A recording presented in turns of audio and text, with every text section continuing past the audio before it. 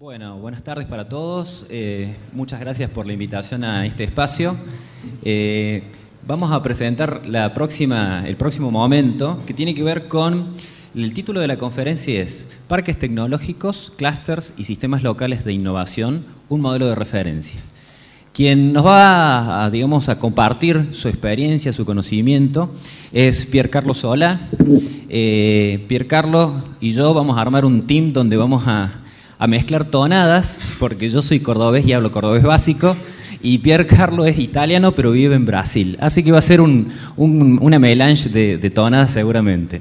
Piercarlo es un ingeniero genovés, que tiene una larga trayectoria. Allá por el año 1985 empezó como director de varias multinacionales, sucesivamente vinculadas a los sectores TIC, y a partir de allí, mediante implementaciones en gobiernos y ámbitos privados, logró una experiencia importante en todo lo que tiene que ver con asociatividad. Esto derivó en un emprendimiento propio allá por el año 2008, que se llama Glocal, y que, logró, una serie de consultorías relacionadas con lo que es asociatividad y clustering. Nos va a compartir su experiencia en lo que tiene que ver con la creación de el Porto Digital. Así que, Piercarlo, muchas gracias por acompañarnos y es todo tu tiempo. Empiezo ya porque así estamos caminando hacia el final del día y no quiero tomarle demasiado tiempo. En la presentación sobre algunos conceptos voy a andar bastante rápido porque me interesa mucho más que en esa exposición haga muchas preguntas para que podamos discutir un poco más los conceptos que están por detrás del éxito del Puerto Digital de Recife.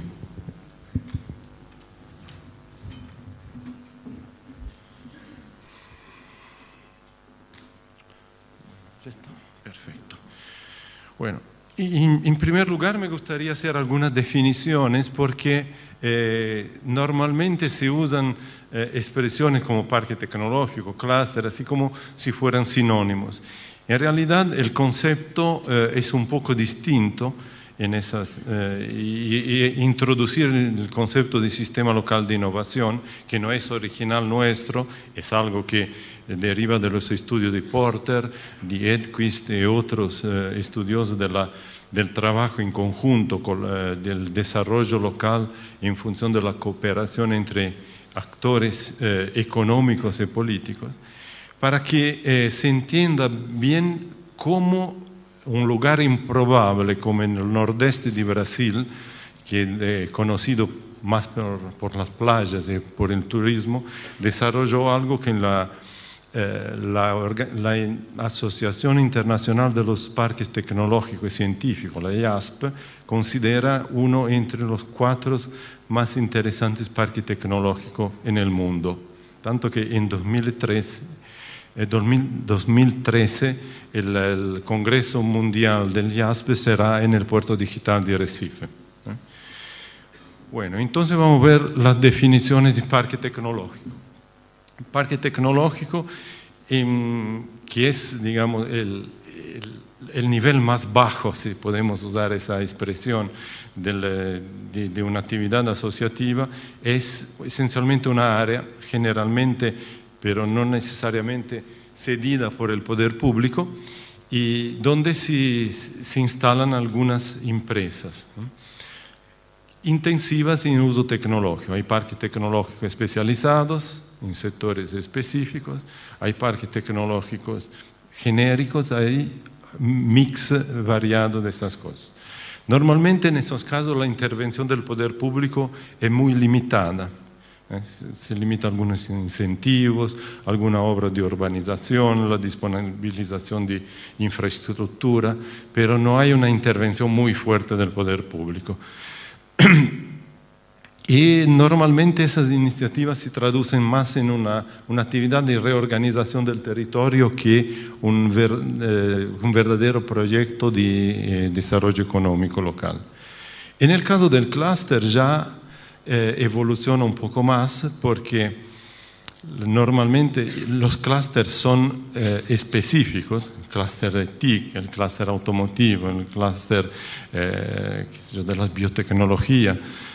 Entonces tienen ya ese nivel de especialización. Las empresas tienen alguna forma en los clústeres de intercambio y de cooperación, y el sector público normalmente interviene de una forma más fuerte que no simplemente en un parque tecnológico, con algunas leyes de incentivo que favorezcan la agregación de las empresas, pero aún sigue siendo una entidad que reúne empresas, solo empresas, el clúster, que dialoga después con las instituciones del poder público. El sistema local de innovación, más allá que de reunir empresas, reúne también instituciones de varios tipos, como universidades, institutos de investigación, asociaciones empresariales, locales, agencias reguladoras. Por ejemplo, en el Puerto Digital de Recife, 2 ministerios del gobierno del Estado están en el área del Puerto Digital, el Ministerio de Ciencia y Tecnología y el Ministerio de Desarrollo Económico. Entonces, esas entidades favorecidas hasta por la proximidad física tienen una interacción mucho más fuerte que no en el caso del parque tecnológico o del clúster también. El sistema local de innovación tiene algunas representaciones posibles. Una es Argentina, el Triángulo de Sábato,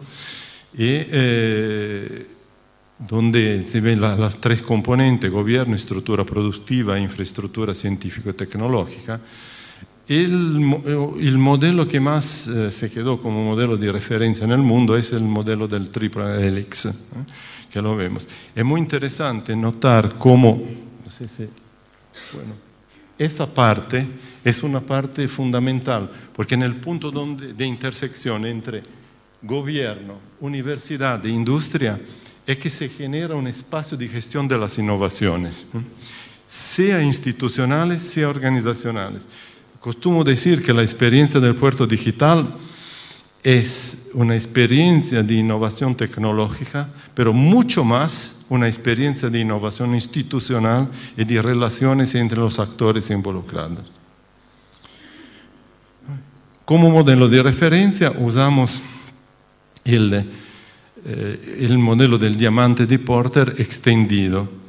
¿Extendido con qué? Vemos que en el modelo tradicional, en el diamante hay la competencia, el conocimiento, las conexiones para que las 2 componentes de conocimiento y de competencia junto con el capital generen negocio y desarrollo, pero le agregamos la confianza, porque entendemos que la parte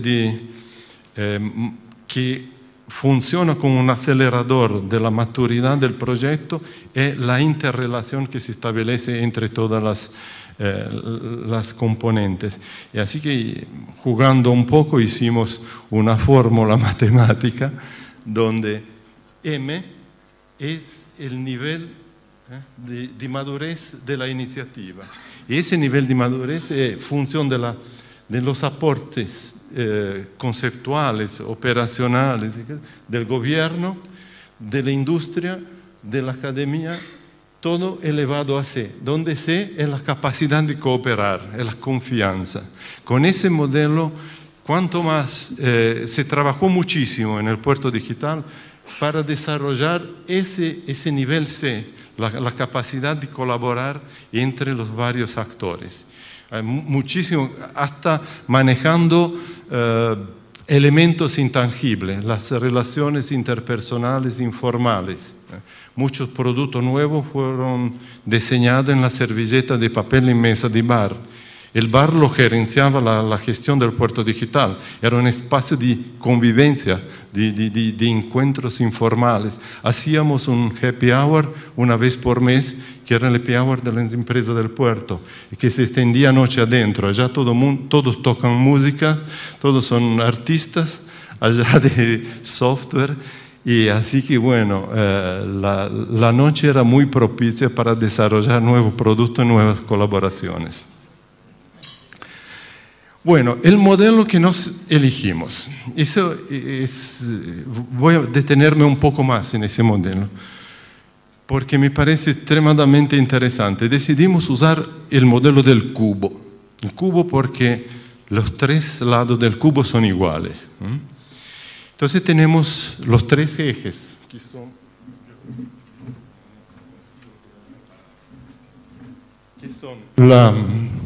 el territorio, las organizaciones, por organizaciones entendemos tanto las empresas cuanto las universidades, los institutos técnicos, los institutos de investigación y todo, y las instituciones del poder público.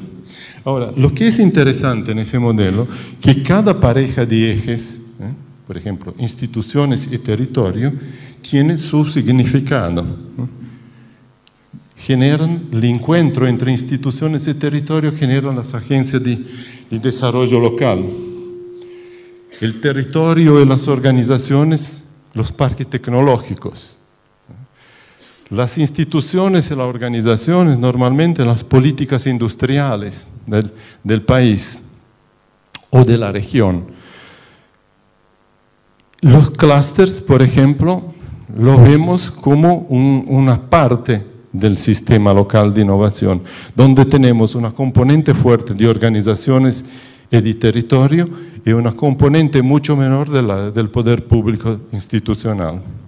Bueno, el sistema local de innovación se da cuando las tres componentes tienen un peso igual y tienen un rol específico dentro del modelo. Ya me preguntaron muchas veces, hoy por la mañana también, pero Puerto Digital es un clúster. No, Puerto Digital no es un clúster. Puerto Digital es un sistema de innovación que incluye un clúster, pero que incluye como actor directo muy efectivo el gobierno también. Y lo van a entender muy bien en la parte de cuando le voy a explicar cómo se dio el Puerto Digital. Ese es un gráfico que uno podría pasar el resto del día para explicarlo, pero esencialmente representa las interacciones que existen en un sistema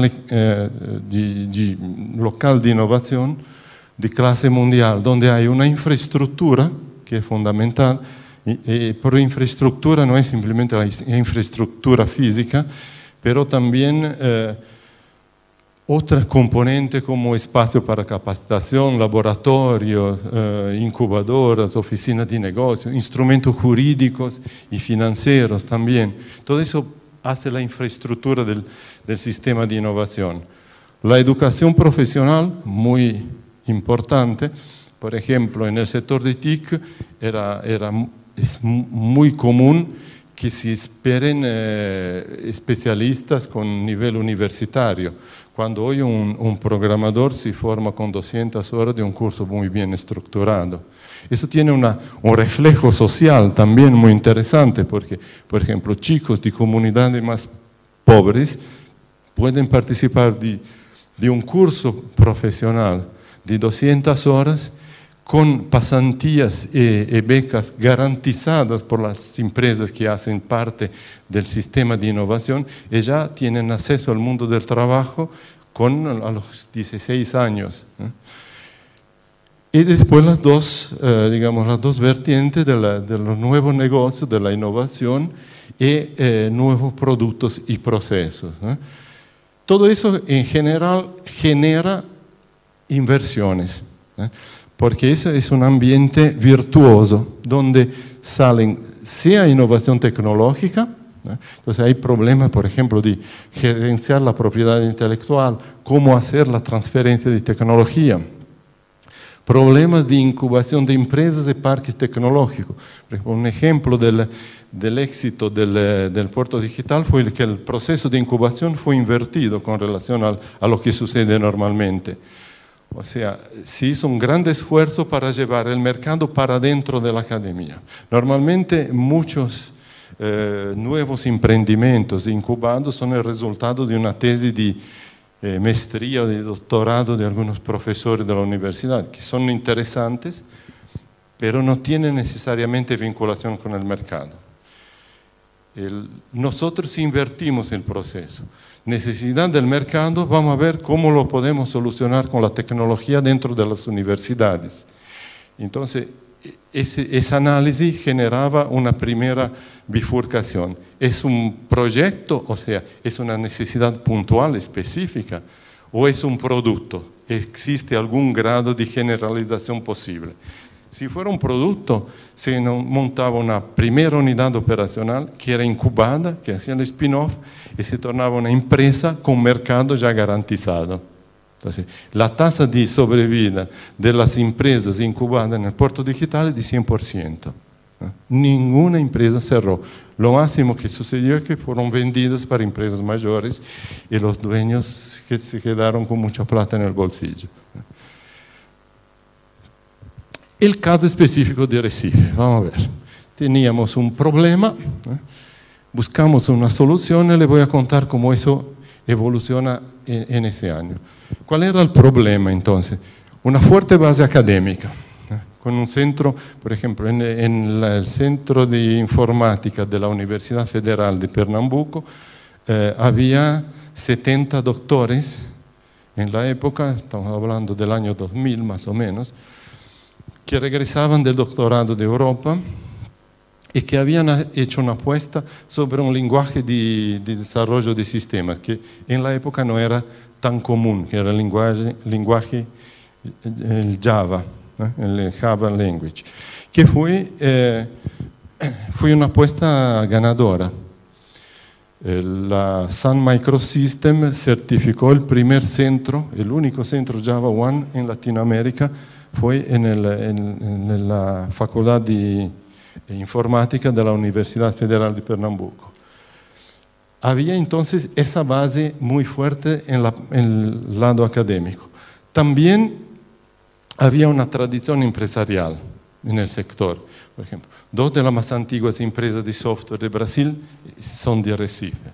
Había un centro de competencia IBM de la automatización bancaria, con la producción de niveles bastante sofisticados de automatización, mucho más fuerte que en San Pablo, por ejemplo.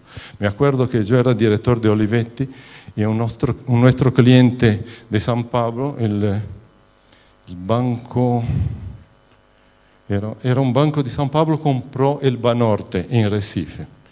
Cuando hicieron la fusión de los sistemas, el Banorte estaba 10 años adelante de las aplicaciones de San Pablo.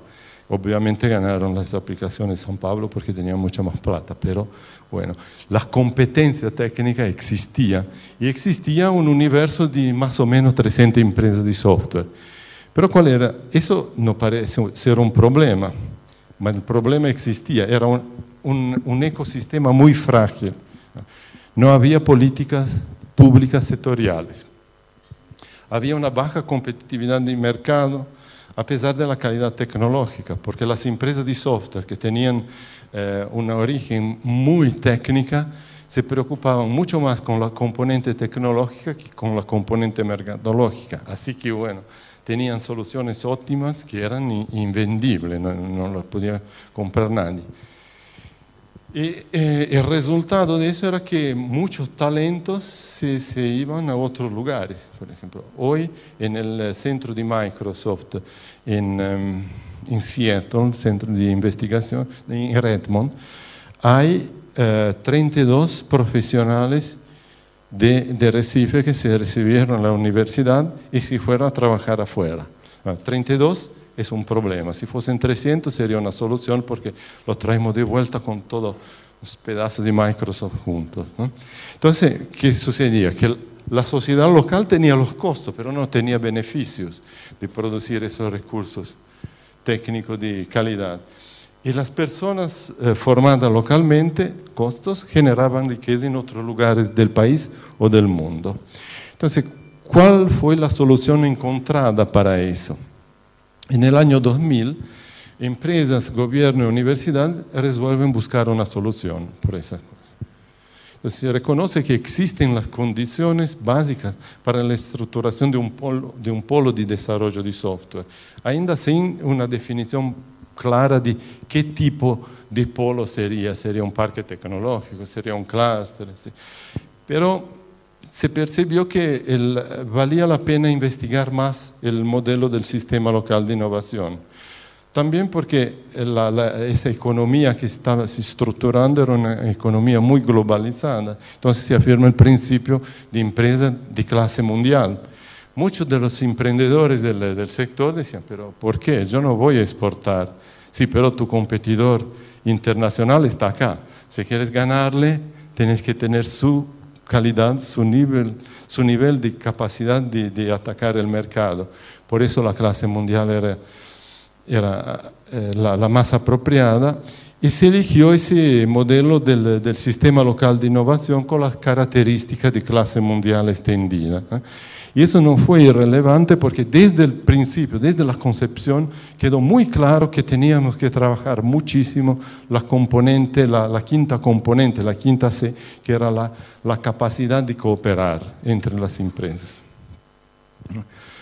Con esa estructura se diseñó el puerto digital, que recibió ese nombre por el hecho que está ubicado en el casco histórico y se le añadió un proyecto de reestructuración urbana, un poco como en Barcelona con el Poblenou de arroba 22, ¿no? Donde un barrio degradado del punto de vista social, del punto de vista urbanístico y arquitectónico se tornó un centro de desarrollo de innovación, ¿no? Lo mismo se hizo con Recife.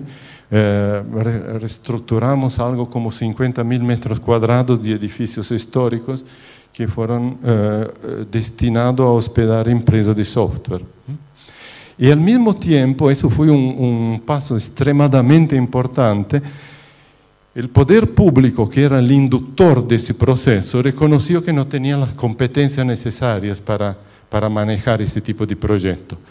Y usando una figura jurídica que existe en la ley brasileña, que es la organización social, decidió que la gestión de ese proyecto sería una gestión privada. ¿Qué es una organización social?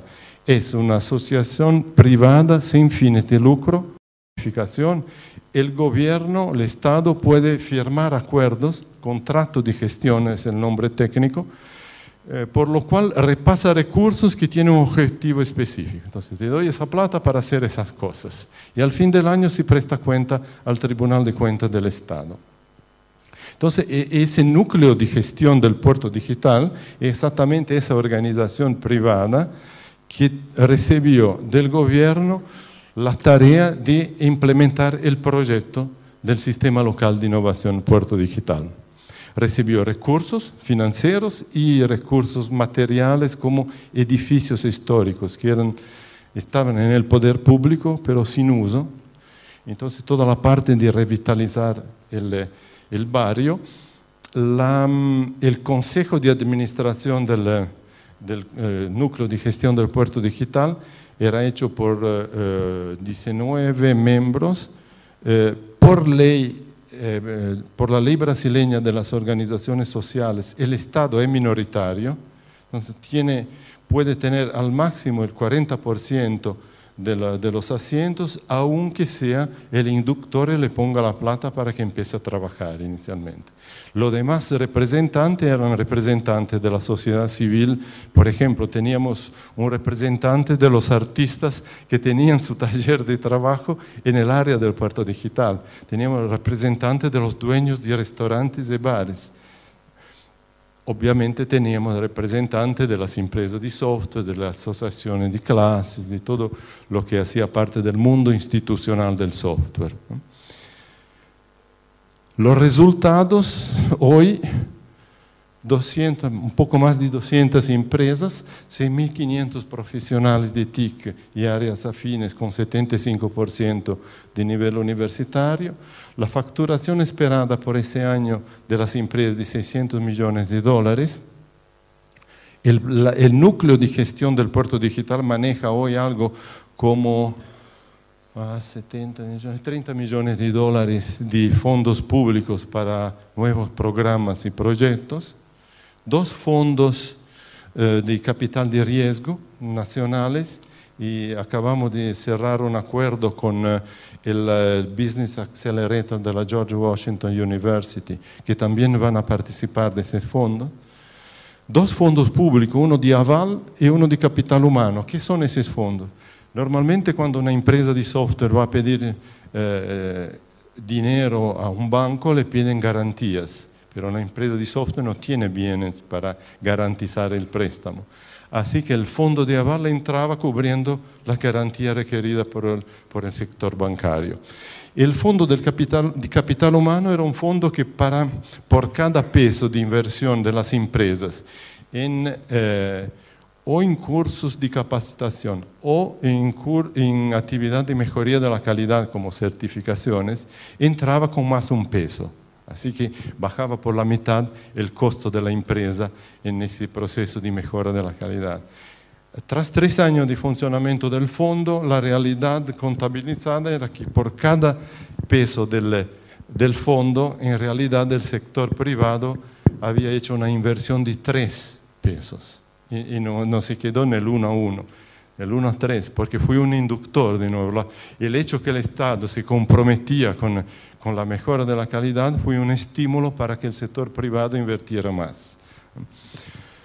11 millones de reales son hoy aproximadamente 5 millones de dólares en inversiones en capital humano, 30.000 metros de área recuperada en edificio histórico. Le hablé de 50.000 porque ya los 50.000 son edificios que no eran históricos, que pero estaban en el lugar, por ejemplo, galpones industriales de la época que el puerto era muy activo.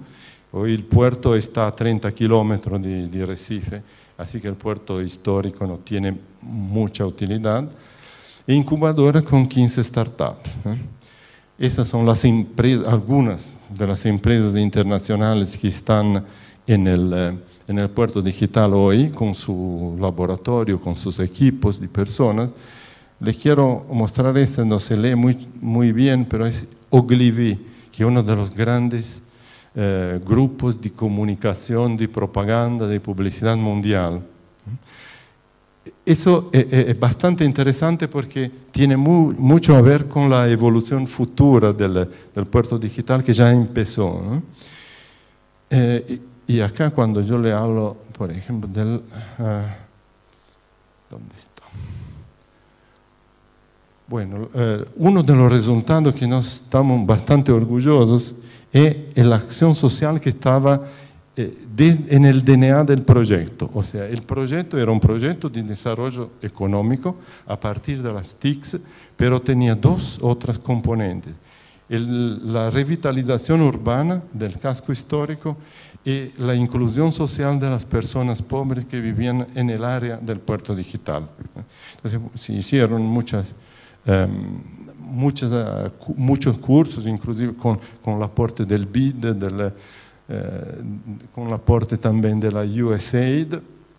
Y una de las cosas que están empezando hoy, que tiene una perspectiva muy grande, es el tratamiento de los residuos electroelectrónicos con la extracción de los componentes electrónicos de las tierras raras, que no son raras, pero valen muchísimo. Y bueno, lo tradicional de accesibilidad digital y todo. Acá hay algunos reconocimientos internacionales de puerto digital. Por ejemplo, la fundación del Triple Helix lo conoció como referencia de la implementación del modelo del Triple Helix. La consultora americana A.T. Kearney en 2005 lo evaluó como el mayor parque tecnológico de Brasil. La McKinsey en 2011 lo nombró como uno de los 2 lugares más innovadores para hacer negocios de tecnología en Brasil. Y bueno, otras cosas más locales como el Premio Nacional de di imprendedorismo innovador. La IASP lo decidió hacer el seminario mundial el año que viene en el Puerto Digital. La evolución prevista para que empezó ese año es el área, es el antiguo puerto de Recife. Acá son arrecifes naturales y creaban un lugar protegido donde los navíos de los portugueses, de los holandeses, de la Compañía de las Indias Occidentales, se paraban para hacer sus negocios. Esa área toda es una área del puerto digital.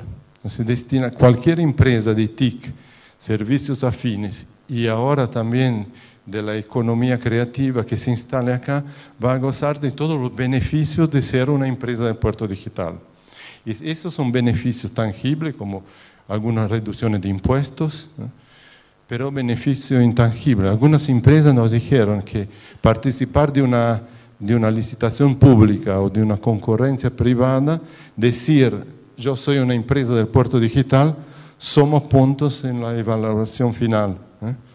Entonces, esos son el hecho de tornar el puerto digital un sello de garantía de calidad de las empresas, aún no formalizado como en Gaia, pero será uno de los próximos pasos, eso del compromiso con la calidad del proceso. Entonces, se le añadió esa área nueva, que son 39 hectáreas.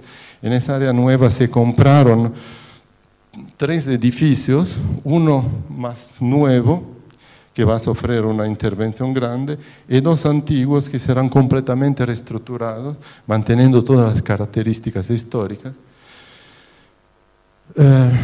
Eso va a permitir que la disponibilidad de esas nuevas áreas, hacerlo el nuevo paso de ampliación de escopo. Se crea el Porto Media, que es también es más una vez una decisión del Estado de explorar una característica local. Nordeste de Brasil, en Pernambuco, siempre fueron grandes polos de producción cultural, con música, con literatura. La primera facultad de Derecho de América Latina estaba en Recife. La primera sinagoga de América Latina está en Recife. El primer diario aún en circulación en Brasil es el Diario de Pernambuco. Entonces había toda una tradición histórica muy fuerte, que pero no estaba en las mismas condiciones de las empresas de software. O sea, cada uno por sí, Dios para todos, y a pelearse por las migajas en el mercado. Entonces se decidió que una decisión muy parecida con la que estructuró el Puerto Digital, decidiendo crear el Porto Media. Economía creativa es algo muy amplio, existen cientos de definiciones de lo que es la economía creativa. Decidimos usar una definición de UNESCO, y hacer con base a eso un corte en todas las actividades de economía creativa, eligiendo diseño, juegos digitales, multimedia, audiovisual, animación, música y fotografía. Porque esas actividades hacen un uso intensivo de las tecnologías digitales que ya son dominadas dentro de las empresas de puerto digital. Hay una inversión más allá de los espacios físicos, entonces de la reformulación de los 3 edificios que le mostré antes. Hay una inversión de cerca de $2 millones para proveer equipamientos de alta calidad a las empresas que trabajen en esa producción de cultura basada en la tecnología digital.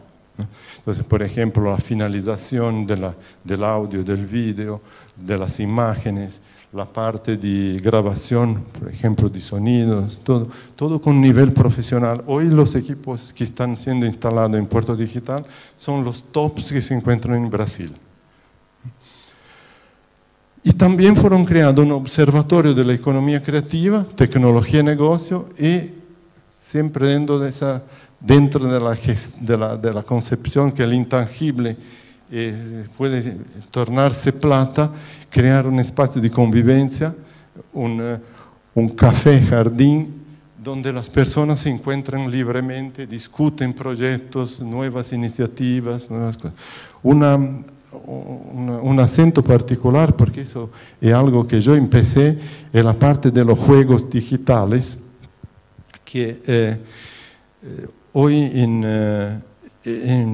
el Puerto Digital se hace anualmente una olimpiada, se llama OGI, es Olimpiada de Juegos Educacionales, donde no son las empresas que producen juegos, que presentan sus juegos, sino los chicos de las escuelas que usaron de alguna forma de esa tecnología digital, que tienen intimidad con la computadora, que participan de la Olimpiada presentando desarrollo de juegos educacionales hechos por ellos. Esos juegos se usaron mucho en la educación profesional también. Ejemplo, con personas semianalfabetas que se beneficiaron muchísimo de cursos que eran estructurados con la tecnología de los juegos. Hay una industria brasileña metalúrgica, se llama Gerdau, de Porto Alegre, tiene fábrica en Estados Unidos, que tiene una máquina de laminación para hacer barrotes de acero para el hormigón. Bueno, una hora de parada de esa máquina cuesta algo como $200.000. Entonces, la manutención tenía que ser hecha con la máquina trabajando. Pegamos todos los diseños de la máquina, todas las secciones, lo digitalizamos y construimos un juego donde, con la cara de juego, con el humor, con la componente lúdica, y todo, donde pero el proceso del juego era hacer la manutención del equipo en cuanto que el equipo funcionaba. Y eso fue un éxito, había que echarlo de la sala de aula porque querían quedarse a jugar el resto de la noche, después de haber trabajado un día entero. La eficacia didáctica de esos instrumentos es asombrosa. Bueno, eso es todo. Quedo a disposición por las preguntas.